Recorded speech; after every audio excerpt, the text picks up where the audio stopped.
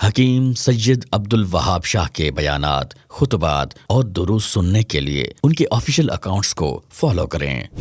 वमा अरसलना मिन क़ब्लिक मिन रसूलिन इल्ला नूही इलैहि अन्नहु ला इलाहा इल्ला अना फ़अबुदून। अल्लाह रब्बुल आलमीन मुहम्मदुर रसूलुल्लाह सल्लल्लाहु अलैहि वसल्लम मुखातिब कई और द अंबियाओ दुनिया ता दरातलो यौलो अजीम मकसद और आगा मिशन द दावत आगा अल्लाह रब्बुल आलमीन बयानी।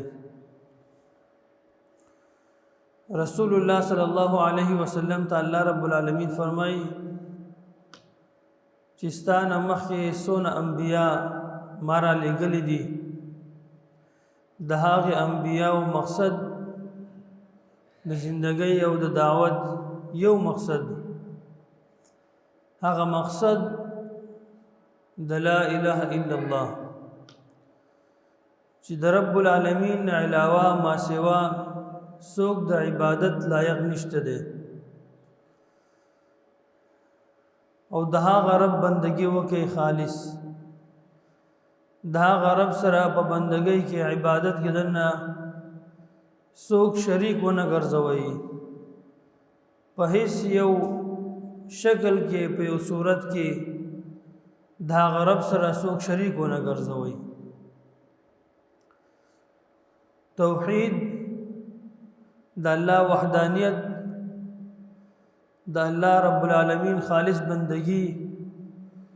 दा द रब्बुल आलमीन द बंदिगान व तवरसई और दाखलक द शिरकना और पदीन के दन्ना द बिदआतुना द खुराफातुना द बेजाया रस्मुन व रिवाजुना दहागीना दाखलक रावबासी और दग दावत मुहम्मदुर रसूलुल्लाह सल्लल्लाहु अलैहि वसल्लम दी दुनिया दरावले दे। कुरान करीम अल्लाह रब्बुल आलमीन मुहम्मदुर रसूलुल्लाह सल्लल्लाहु अलैहि वसल्लम में नाजिल करे और द कुरान करीम मौजू द बयान अगद अल्लाह वहदानियत द अल्लाह तौहीद दे। जो कुरान करीम द अल्हम्दुलिल्लाह रब्बिल आलमीन ने शुरू की और सूरतुन नास था द कुरान करीम मौजू बयान अगद अल्लाह वहदानियत द अल्लाह तौहीद और खलक बंदिगान अगद शिरक न राविस्तल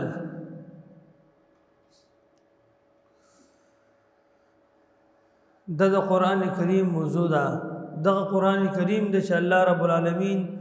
व मुहम्मदुर रसूलुल्लाह सल्लल्लाहु अलैहि वसल्लम में नाजिल करे द रसूलुल्लाह सल्लल्लाहु अलैहि वसल्लम जन जिंदगी दावत अगर पर तौहीद बाने बिना अल्लाह पर वहदानियत बांधे चेदी बंदिगान व ताल्लुक़ द रब्बुल आलमीन सरा जुड़ की द इंसान ताल्लुक़ द अल्लाह सरा जुड़ की पदी मंस के दर जिसुना वासिती दे आगा ख़त्म शी कम इंसानानो दा वासिती जोड़ी करी दी कम दे इंसानानो अल्लाह रब्बुल आलमीन पेमेंस के दर वासिती जोड़ी करी दे द रब्बुल आलमीन नगर शिवी दी दा वासिती पेमेंस के दर ख़त्म शी दग अल्लाह रब्बुल आलमीन अगद से अजीम रब दे अजीम बादशाह दे कि अगद द वासितो ज़रूरत न पैदा की दुआ गवाड़ी बंदगी गवाड़ी दुआ द इबादत दे बंदगी दा सगवाड़ी द अल्लाह रब्बुल आलमीन ने डायरेक्ट गवाड़ी अल्लाह रब्बुल आलमीन औरी ही नहीं अल्लाह रब्बुल आलमीन इसका आवाज़ औरी इसता दज़ला पर हाल बांधे इसता दज़ला पर राजुल बांधे अल्लाह रब्बुल आलमीन खबर दे दा रब सरा अखपल ताल्लुक़ दसे जोड़ का د صحابه کرامو د ژوند او د زندګۍ مقصد هغه هم دغه لکه څنګه چې صحابونه نقل دي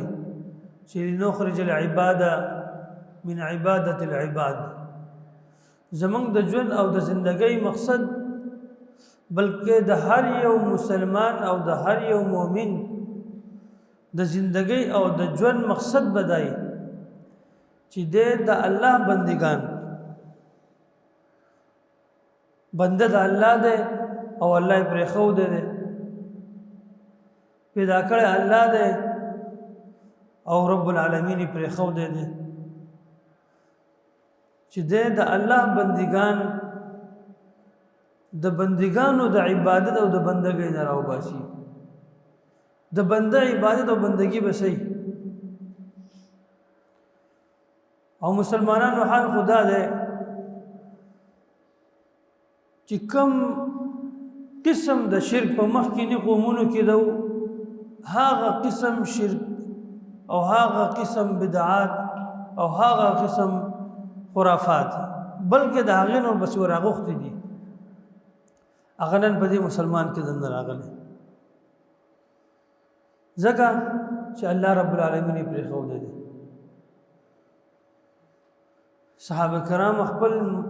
د ژوند او د زندګۍ دعوت مقصد بیانې چې لنخرج العباده من عباده العباد الى ربه العباد چې موږ د انسانانو د بندګۍ نه راوباسو د انسانانو د عبادت نه راوباسو د انسانانو د غلامۍ نه راوباسو د رب العالمین بندګۍ ته د الله بندګۍ ته د الله عبادت ته د الله غلامۍ ته د الله غلامۍ ته راوباسو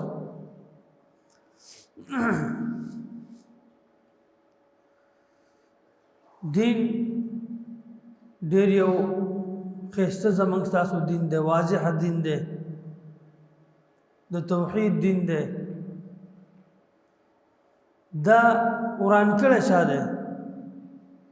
دا خراب کړه چا دی په دې کې دا ورانه چا پیدا کړی دی په دې دین کې دا خرابي چا پیدا کړی دا د دین دا نقشه او دا شکل او صورت دا په خلکو باندې ګډ وډ کړی چا دی د سیدرتو هم دا حق او باطل شرک او توحید بدعات او سنت دا چا خلق ملت کړل په یو بل کې دنه ګډ وډ کړی دی ګوري دا ګډ وډ کول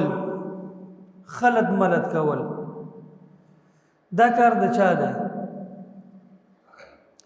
لکه توحید دا د شرک سره ګډ وډ کی بیا عام خلق په دې باندې نه پوهیږي چې او ځان پم نه پوهږي ځان هم نه رسي ځکه چې قران خوې نه قران ته کینی نه توحید او شرک د یو بل سره د ګډ وډ کی خلقو ته چې هغه بیا توحید نه پیژني شرک ته توحید وای او توحید ته شرک وای دا به ګډ وډ شي دې مثال د څه واخلې چې وسړی یو ګلاس کې د نو براوالي په بل ګلاس کې د نشو دراوالي دودو او دا دود او په یو بل کې د نم یو ځای چې یو ځای کې نو بیا د دې ګډوډۍ په وجه باندې چې دا دود او په یو بل کې د نه یو ځای شي دا جدا کول ډېر ګران شي دغه ته ویل کېږي ګډوډ کول او دغه ته ویل کېږي تلبیس حق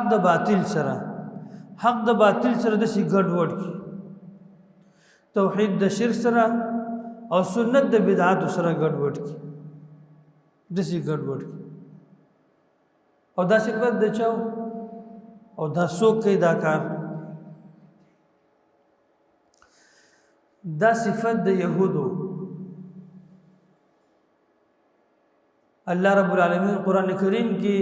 د یهودو د علماو د مشرانو دا صفت بیان کړي چې دیو با خپل عوام خپل غلامان خپل بندگان خپل دسی تابع ګرځول چې هغه د هغه هر یو خبره ومني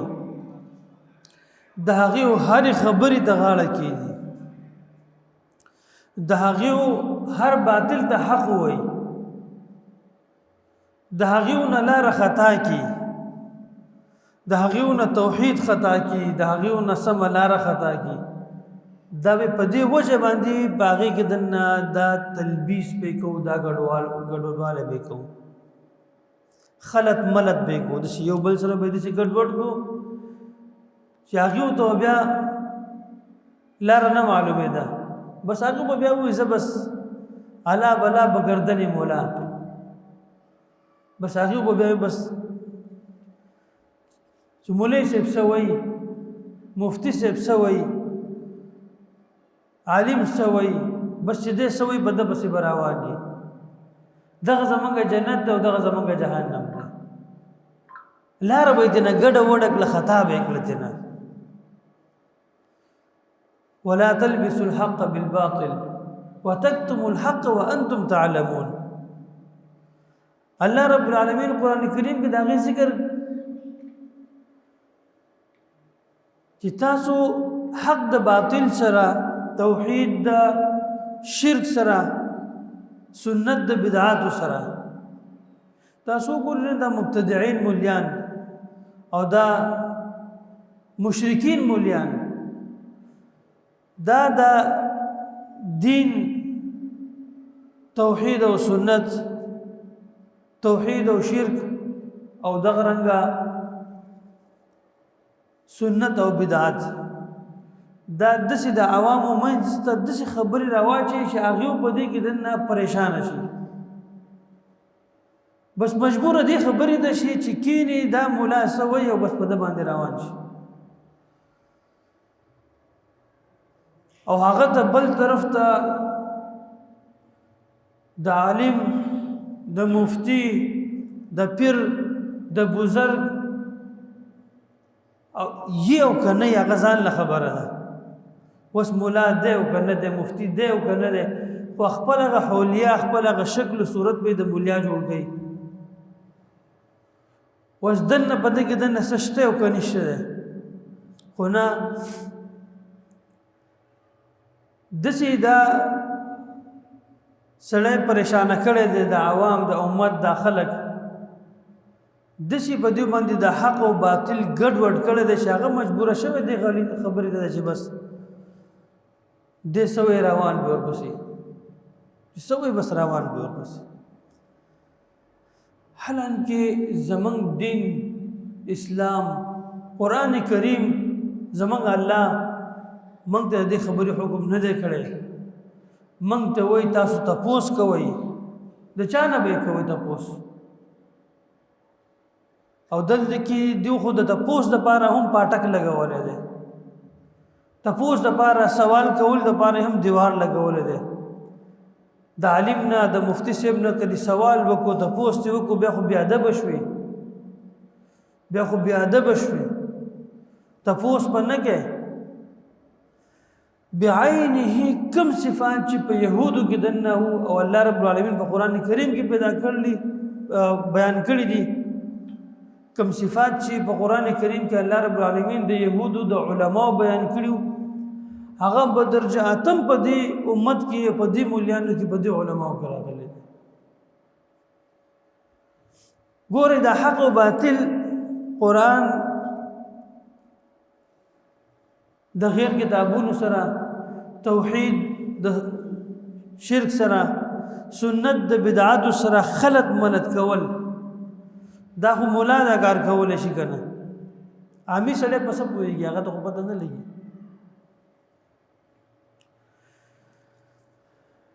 یو سره د ګاډي انجینیر نه ده د په ګاډي څه پويږي چې د ګاډي په پرزه باندې بس پوه شي دی به د ګاډي په پرزې کې دننه څنګه اصلي او دیسي وپېژني، اصل او نقل به پکې څنګه وپېژني چې دی د ګاډي انجینیر نه دی. دی به څه وپېژني چې دا پرزه اصلي ده او که دا نقلي ده. انجینیر د هغه پې پوهېږي چې یاره دا پرزه اصلي ده نقلي ده. دا ورانې دا خرابې دا هغه سړی کولی شي چې د ګاډي په دې پرزه باندې پوهېږي. او اکثر خو زمونږ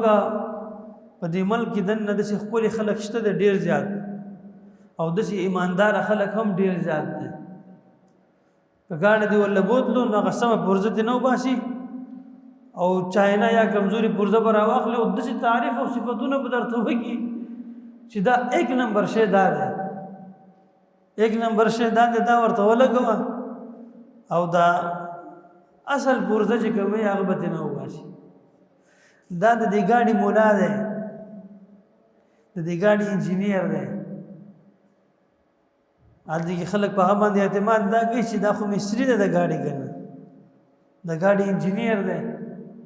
او داسې په کراتو کراتو باندې شوي دا ظالمان چې لاړ شي ورله پرزه دې نه راوباسي سمه هغه ځان سره کېږي او کله کله روغې پرزې او تا ته به ووایي چې دا بس دا اوس خرابېدو وله دي او که خراب شو نو بیا به ورته انجن وهلی یا به ته ګاډی ودرېدلی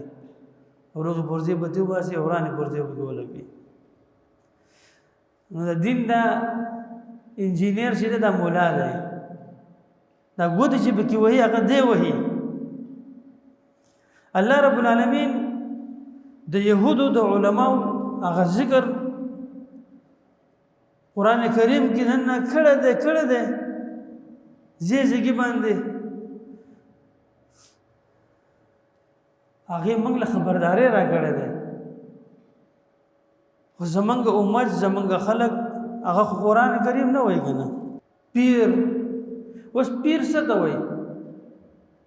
د پیر معنا څه ده؟ د پیر په د عربۍ کې لفظ څه دی؟ چا ځان له پیران جوړ کړي دي الها، د پیرانو معبودین جوړې کړي دي. او بیا خو ماشاءالله زمونږ د پاکستانیانو پیرانو یو سړی به لغړ ناسي پرتوک به یې نه پرتوکو پرتوک به یې نه لغړ به یې وایي دا پیر صاحب دی. یو سړی به خپل پوزه نشي پاکولی قڼه به یې بهیږي لاړې به یې بهیږي وایي دا پیر دی. دا حال دی مسلمانان.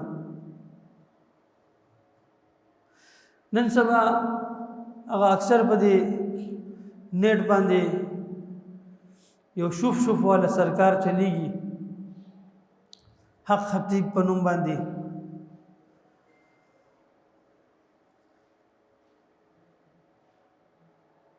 اوس په دې ورځو کې هغه یو انکر دی اقرار الحسن، هغه ورسره په دې باب کې دننه ډېر یو ښایسته کار یې کړی او موږ د هغه د دې کار د هغه د دې اقدام د هغه د دې دا یو بهترین عمل چې کوم کړی دی د دې تایید ورسره کوو. او بلکې دا د علماو کار دی، دا د علماو کار دی او د صحافیانو دغه شانتي د هر یو مسلمان کار دی چې هر یو مسلمان په دې باندې پوه شو چې د اسلام په نوم باندې دوکا او فراډ یا د مولا په نوم باندې یا د پیر په نوم باندې یا د بزرګ په نوم باندې یا د قبر په نوم باندې د مسلمانانو سره دوکا او فراډ د باغی باندې داغي په خلاف کې د आवाज چت کی داغي د مخنیوي کوشش وکي. هغه دوکا هغه فراډ د خلکو ته بیان کی. دغه سړي له کلمه ویل نه ورځي لا اله الا الله محمد رسول الله اشهد ان لا اله الا الله واشهد ان محمد رسول الله نو ورځي ورله. دا د بنګ د ملک د عوامو د خلکو د عقیدې د خرابوالي د حال نه اور تو یو آیت وایا زمه ما یو آیت دی وای یو آیت نشي ویلې او دا په رهړ لا خلک ور روان دي وجه دا ده چې الله یې پرېښودی دی الله پتا باندې مشکل راغی پتا پریشانی رااله پتا غم راغی پتا بیماری رااله ستا په کور کې بیماری رااله ستا بچی بیمار دی ستا رور بیمار دی ستا ښځه بیماره ده ستا مور او پلار کې څوک بیمار دي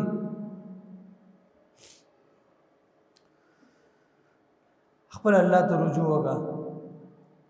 الله رب العالمین نه دعا وغواړه او بیا علاج وکړه علاج وکړه که نه دغه پیر چې په خپله بیمار شي هسپتال ته منډې وهي دغه پیر چې بیمار شي ډاکټر له منډې وهي ډاکټر ته ورځي قرآن کریم کې شفا ده خو چې قرآن کریم خو وایي دغه حرکات سکنات د هغه ناسته پاسته د هغه ګیټ اپ د هغه شکل او صورت هغه د انسانانو نه دی نو لا نور اخوا بیا د نیکو خلکو صورت بس شي مخکې به دې سړي ګیره خروله د مخکینې پخواني ویډیوګانې چې کومې دي هغې کې د ګیره او برې دواړه خرول به صفا او پاک به خرول دا ولی دی د دیو نه خو هغه د دې مسلمانانو نه خو هغه د یهودو هغه عوام ته نه لا ښه څه ناسه خو به یې پېژندل دیو ته لغړ سړی ناست یو هغه ته وایي دا ولی دی دا پیر دی د سړي شرمګاه ښکارېږي عورت ښکارېږي خپل عورت نشي پټولی خپل شرمګاه نشي پټولی کلمه ورله نه ورځي بنګ بس کی چرس بس کی لوخړې به روانې وي دا پیر دی دا بزرګ دی دا ولی دی رسېدلی دی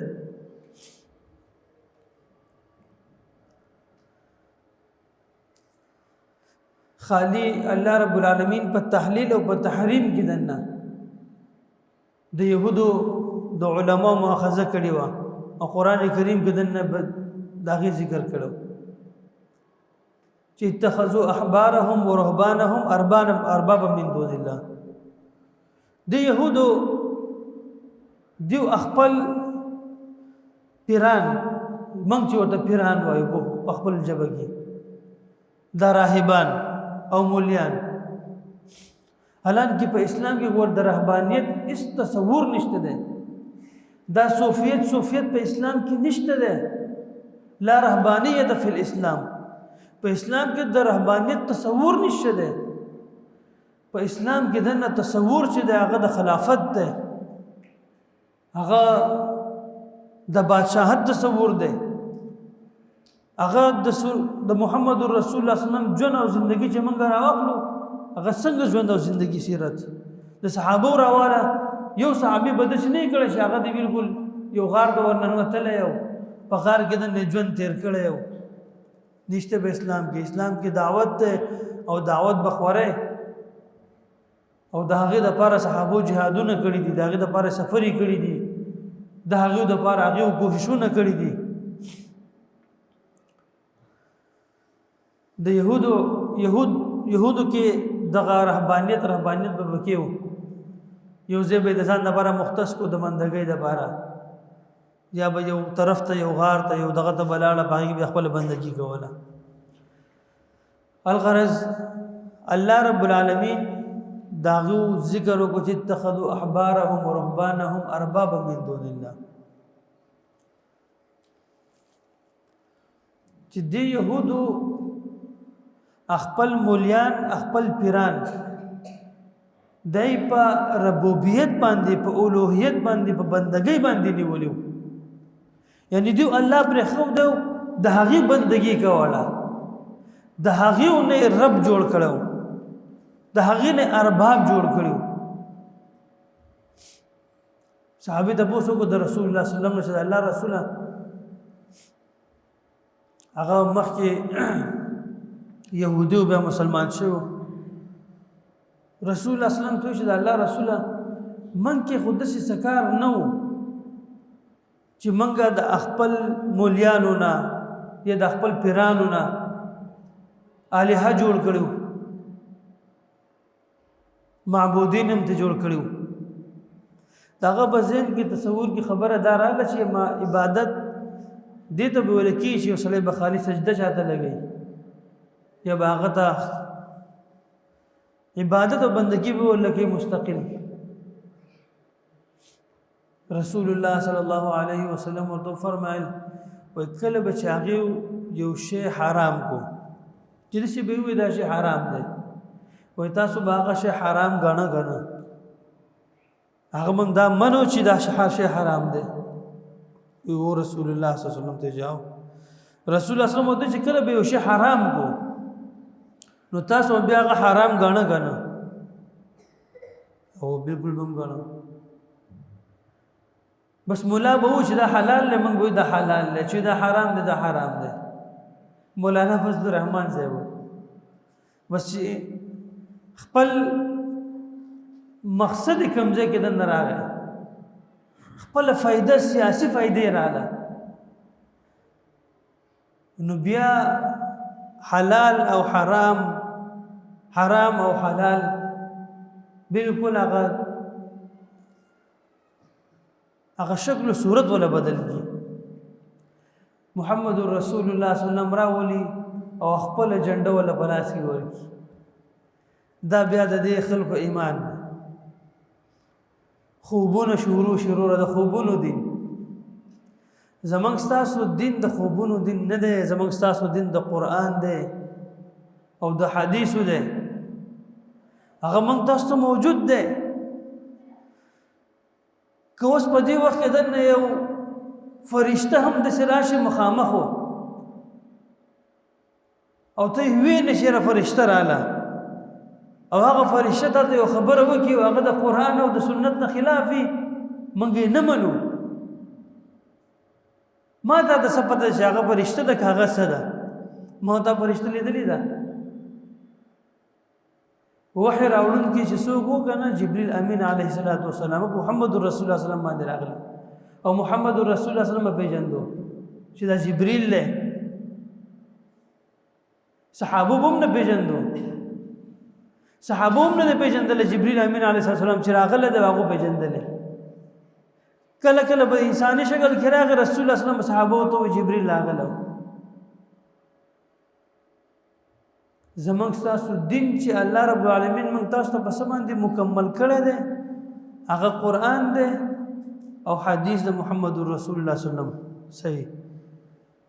دغه دین دی خوبونه ور دین نه دی او نه د خوبونه کې د نذیر دسی سب زیر راتلون کې د شاغه زمنګ تاسو په دین کې د تغییرات پیدا کی زمنګ تاسو د دین احکامات بدل کی یا شرعی حجت وګرځيږي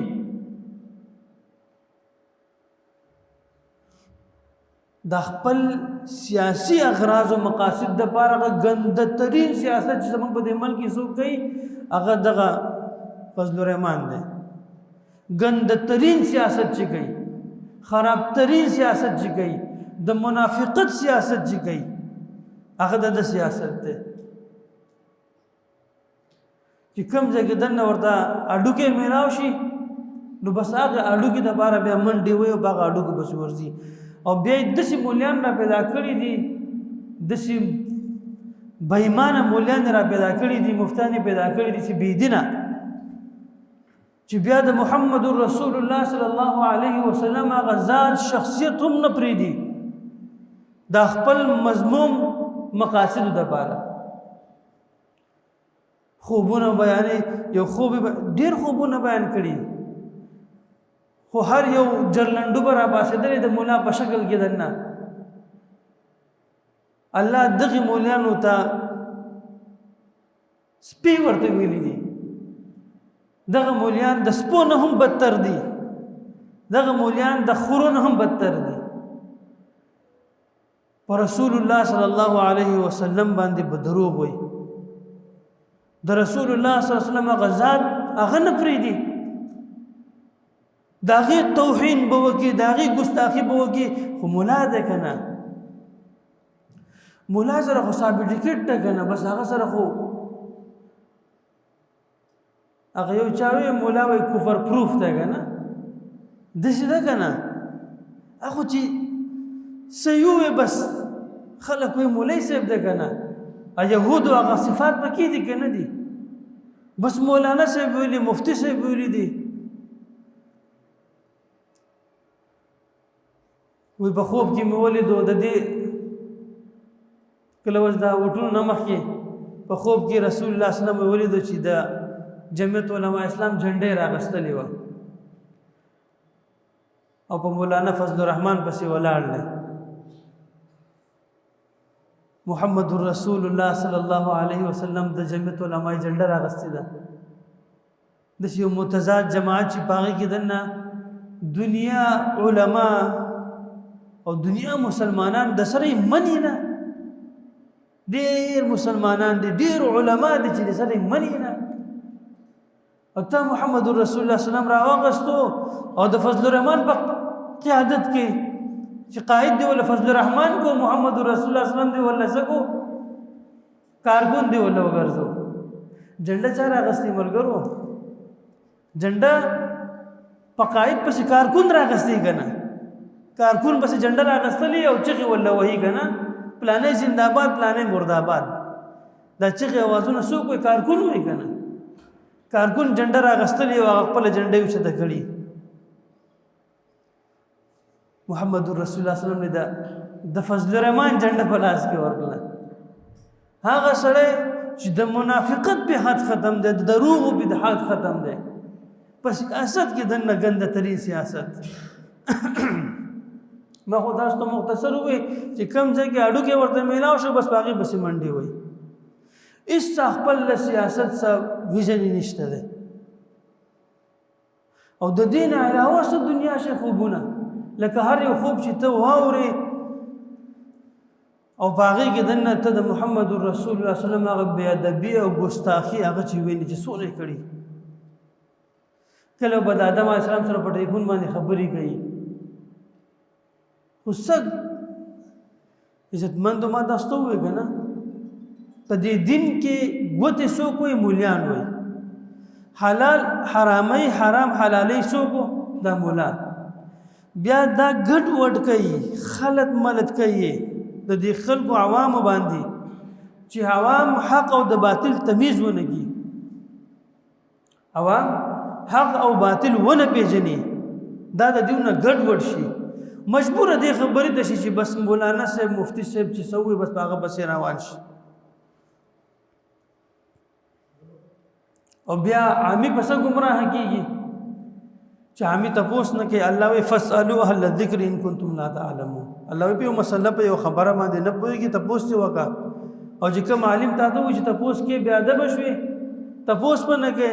بس پوه شي چې په دغه ځای کې دنه دال میں کچھ کالا ہے دغه ځای کې دنه بیا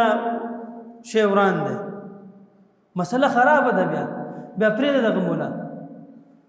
ته بل عالم بس لاشه او هغه علما نه د پوس کوي چې هغه د قران او د سنت علما دي قران او د حدیث علما دي الغرض الله رب العالمین د دغه خلقو ذکر دا کړی دی چې دا به حق او باطل په خلقو باندې ګډ وډ کوي په دې وجه باندې به خلقو باندې توحید او شرک به ګډ وډ شي بیا به توحید او شرک نه پیژني او تعالی خو الله رب العالمین عقل او شعور درکړی دی قران ته تر لګلې دی حدیث د محمد رسول الله صلی الله علیه وسلم موجود دی دا میزان دی او تله ده په دې خپل عقیده تله په دې توحید دی تله په دې عمل تله په دې عقیده وتله برابر وي په خوشاله اوسه او که برابر پی نوی بیا خپل ځان غم وکا د خپل عقیدی فکر وکا د هغې غم وکا د خپل عمل غم وکا فکر وکا الله رب العالمین دې موږ ته د قرآن او د حدیث صحیح پوهه راکړي او باقي باندې عمل کول توفیق اقول قولي هذا واستغفر الله لي ولكم ولجميع المسلمين